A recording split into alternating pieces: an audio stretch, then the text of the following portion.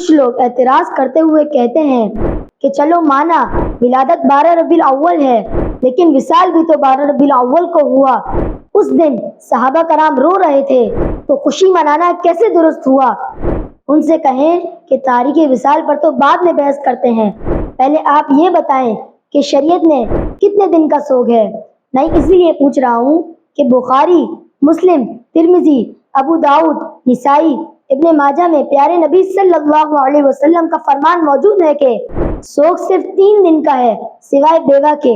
اب آپ بتائیں، آپ کی مانیں یا نبی صلی اللہ علیہ وسلم کا فرمان؟ اور دوسری بات کہ حضور صلی اللہ علیہ وسلم اپنی شان کے لائق موت کا ذائقہ چکھنے کے بعد زندہ ہیں، اور اس بات کو آپ نے اپنی کتاب المغنت علی المفند میں بھی تسلیم کیا ہے، تو معلوم ہوا ہم تو زندہ نبی کا میلاد مناتے ہیں، آپ کس کی بات کرتے ہو؟